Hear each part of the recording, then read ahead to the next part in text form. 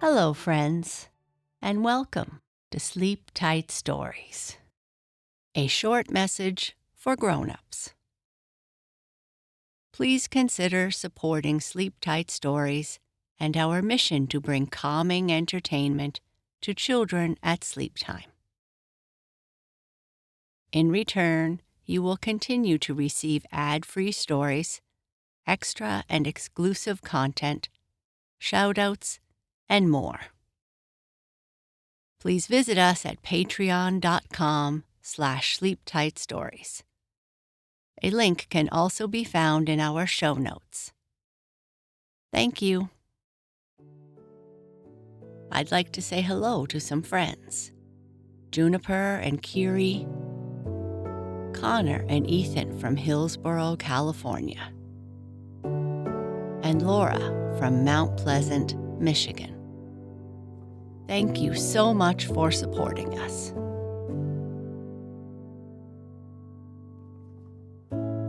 This is our final episode about Happy Jack the Gray Squirrel. If you have not listened to the other episodes, you might enjoy going back and listening to them. In this final episode, Jack sees that Farmer Brown's boy has captured Shadow the Weasel in a cage, and he is so happy. Jack feels as though nothing can harm him now. He is sure Farmer Brown's boy has done this just to keep him safe, and he is so excited. Jack has to tell everyone the good news. But what will happen to Shadow the Weasel? Will he have to stay in the cage?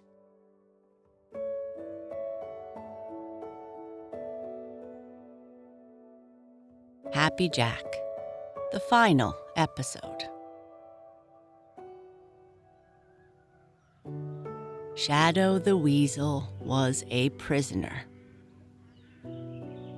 He who always had been free to go and come as he pleased and to do as he pleased was now in a little, narrow cage and quite helpless. For once he had been careless, and this was the result. Farmer Brown's boy had caught him in a trap. Of course, he should have known better than to visit the hen house a second time. He should have known that Farmer Brown's boy would be sure to do something about it. The truth is, he had yielded to temptation when common sense had warned him not to. So he had no one to blame for his present difficulty but himself, and he knew it. At first, he had been in a terrible rage and had bitten at the wires until he had made his mouth sore. When he had made sure that the wires were stronger than his teeth, he wisely stopped trying to get out in that way and made up his mind that the only thing to do was to watch for a chance to slip out if the door of the cage should happen to be left unfastened. Of course, it hurt his pride terribly to be made fun of by those who always had feared him. Happy Jack Squirrel was the first one of these to see him. Farmer Brown's boy had put the cage down near the foot of the big maple tree in which Happy Jack was living, because Shadow had driven him out of the green forest. As soon as Happy Jack had made sure that Shadow really and truly was a prisoner, and so quite harmless, he had acted as if he were crazy. Perhaps he was crazy with joy. You see, he no longer had anything to be really afraid of, for there was no one but Shadow from whom he could not get away by running into his house. Billy Mink was the only other who could follow him there, and Billy was not likely to come climbing up a tree so close to Farmer Brown's house. So Happy Jack raced up and down the tree in the very greatest excitement, and his tongue went quite as fast as his legs. He wanted everybody to know that Shadow was a prisoner at last. At first, he did not dare to go very close to the cage. You see, he had so long feared Shadow that he was still afraid of him, even though he was so helpless. But little by little, Happy Jack grew bolder and came very close. Of course, Happy Jack hastened to tell everybody he met all about Shadow. So it wasn't long before Shadow began to receive many visitors. Whenever Farmer Brown's boy was not around, there was sure to be one or more of the little people who had feared Shadow to come and see him. Somehow it seems as if always it is that way when people get into trouble. You know, it is very easy to appear to be bold and brave when there is nothing to be afraid of. Of course, that isn't bravery at all, though many seem to think it is.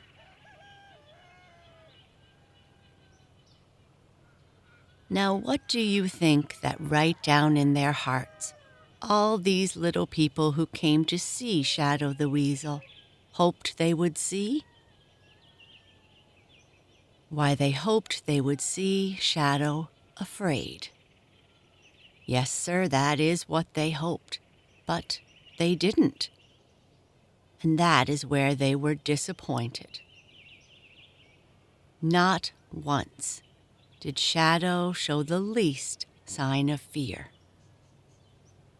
He didn't know what Farmer Brown's boy would do with him, and he had every reason to fear that if he was not to be kept a prisoner for the rest of his natural life, something else would happen. But he was too proud and too brave to let anyone know that any such fear ever entered his mind. Whatever his faults, Shadow is no coward. He boldly took bits of meat which Farmer Brown's boy brought to him, and not once appeared in the least afraid. So that, much as he disliked him, Farmer Brown's boy actually had to admire him. He was a prisoner, but he kept just as stout a heart as ever. When the little people of the Green Forest and Green Meadows who fear Shadow the Weasel found that he was a prisoner, many of them took particular pains to visit him when the way was clear, just to tell him that they were not afraid of him and that they were glad that he was a prisoner. Shadow never said a word in reply. He was too wise to do that. He just turned his back on them. But all the time he was storing up in his mind all these things.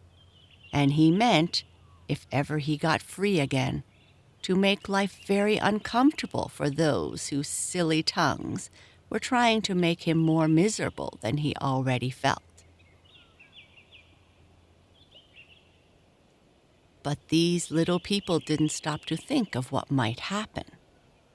They just took it for granted that Shadow never again would run wild and free in the Green Forest. And so they just let their tongues run and enjoyed doing it. Perhaps they wouldn't have if they could have known just what was going on in the mind of Farmer Brown's boy. Ever since he had found Shadow in the trap which he had set for him in the henhouse, Farmer Brown's boy had been puzzling over what he should do with his prisoner. At first, he had thought he would keep him in the cage the rest of his life. But somehow, whenever he looked into Shadow's fierce little eyes and saw how unafraid they looked, he got to thinking of how terrible it must be to be shut up in a little narrow cage when one has had all the green forest in which to go and come.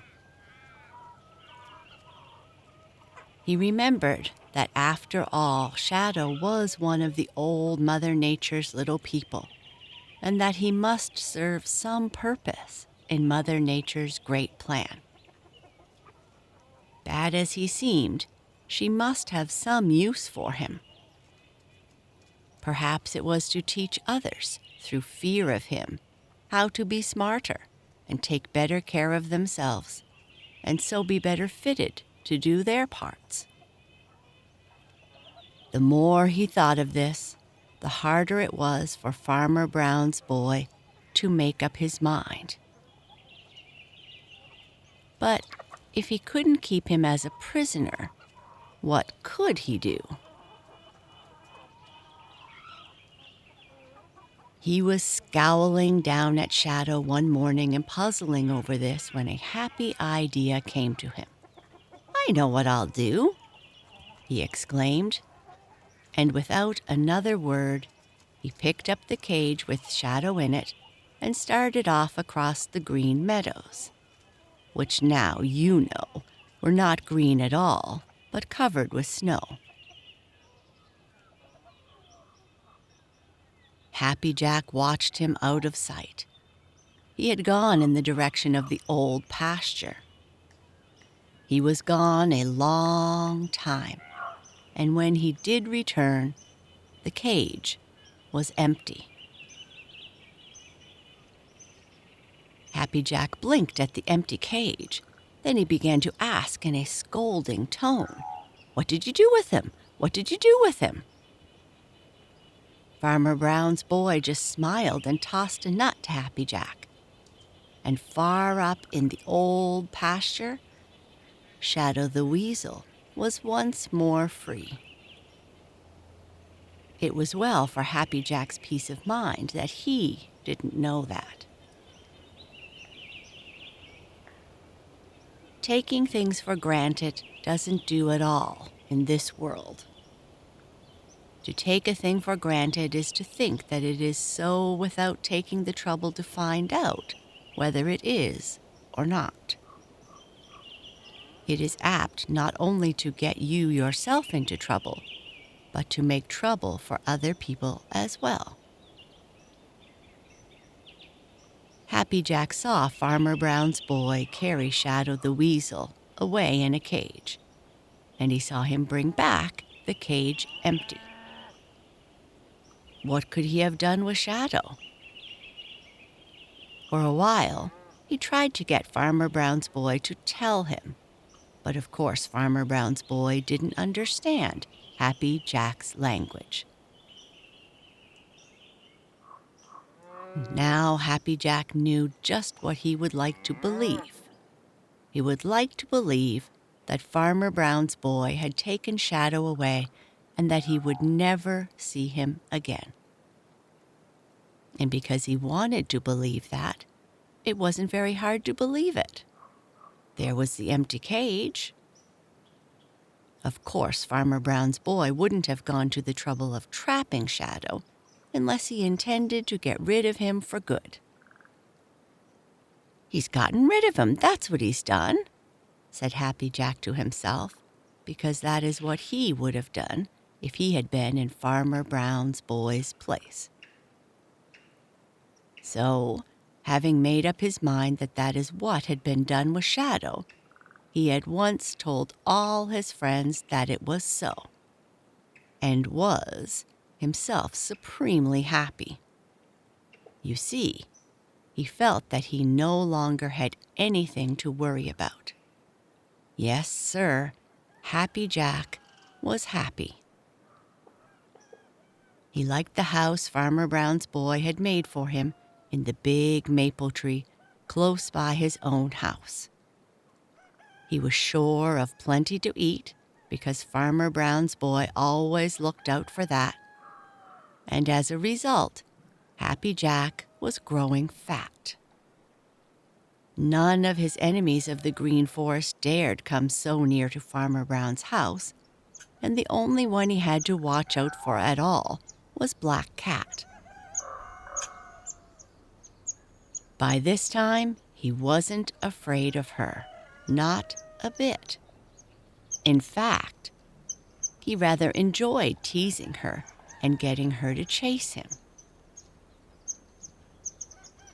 When she was dozing on the doorstep, he liked to sneak up very close, wake her up with a sharp bark, and then race for the nearest tree, and there scold her to his heart's content.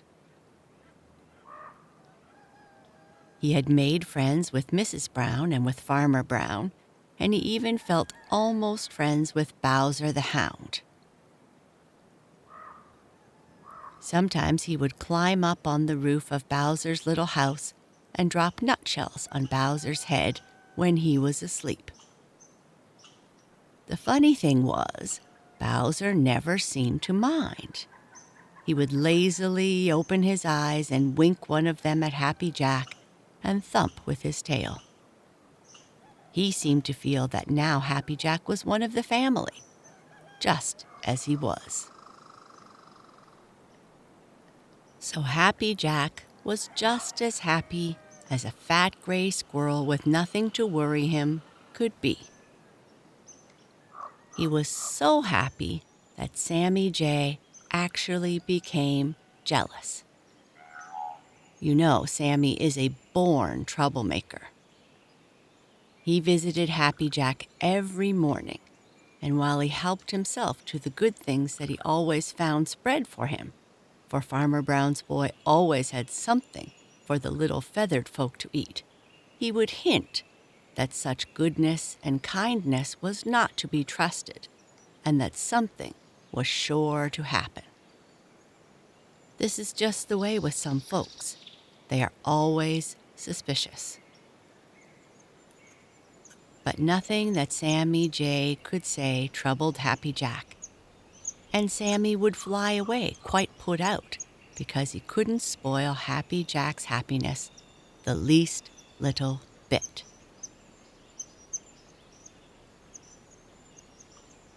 Sammy Jay chuckled as he flew across the snow-covered green meadows on his way to his home in the Green Forest. He chuckled and he chuckled. To have heard him, you would have thought that either he had thought of something very pleasant or something very pleasant had happened to him. Once he turned in the direction of Farmer Brown's house, but changed his mind as he saw the black shadows creeping out from the purple hills, and once more headed for the Green Forest. "Too late today. Time I was home now, it'll keep until tomorrow," he muttered. And then he chuckled, and he was still chuckling when he reached the big hemlock tree, among the thick branches of which he spent each night. "Don't know what started me off to the old pasture this afternoon, but I'm glad I went. My, but I'm glad I went," he said as he fluffed out his feathers and prepared to tuck his head under his wing. "It pays to snoop around in this world and see what is going on. I learned a long time ago not to believe everything I hear, and that the surest way to make sure of things is to find out for myself. Nothing like using my own eyes and my own ears. Well, I must get to sleep." He began to chuckle again, and he was still chuckling as he fell asleep. The next morning, Sammy Jay was astir at the very first sign of light. He waited just long enough to see that every feather was in place, for Sammy is a bit vain and very particular about his dress. Then he headed straight for Farmer Brown's house. Just as he expected, he found Happy Jack Squirrel was awake, for Happy Jack is an early riser. "Good morning," said Sammy Jay, and tried very hard to make his voice sound smooth and pleasant. A very hard thing for Sammy to do, for his voice, you know, is naturally harsh and unpleasant. "You seem to be looking as happy as ever." "Of course I am," replied Happy Jack. "Why shouldn't I be? I haven't a thing to worry about. Of course I'm happy, and I hope you're just as happy as I am. I'm going to get my breakfast now, and then I shall be happier still." "That's so. There's nothing like a good breakfast to make one happy," said Sammy Jay, helping himself to some suet tied to a branch of the maple tree. "By the way, I saw an old friend of yours yesterday. He inquired after you particularly. He didn't exactly send his love, but he said that he hoped you are as well and fat as ever, and that he will see you again sometime. He said that he didn't know of anyone he likes to look at better than you." Happy Jack looked flattered. "That was very nice of him," he said. "Who was it?" "Guess," replied Sammy.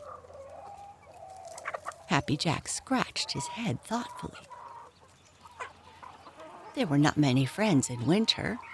Most of them were asleep or had gone to the faraway Southland. "Peter Rabbit?" he ventured. Sammy shook his head. "Jimmy Skunk?" Again Sammy shook his head. "Jumper the Hare?" "Guess again," said Sammy, chuckling. "Little Joe Otter." "Wrong," replied Sammy. "Oh, I give up. Who was it? Do tell me," begged Happy Jack. "It was Shadow the Weasel," cried Sammy triumphantly. Happy Jack dropped the nut he was just going to eat, and in place of happiness, something very like fear grew and grew in his eyes. I don't believe you," he stammered.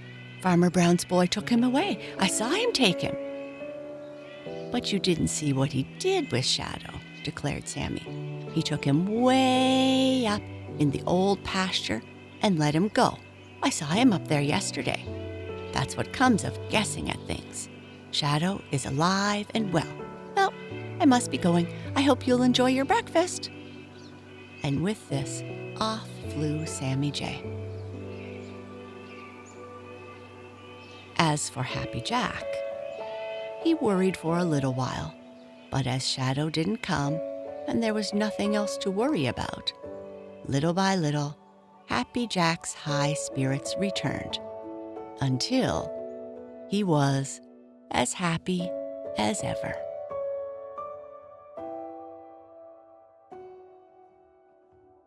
And that is the end of our story. Good night. Sleep tight.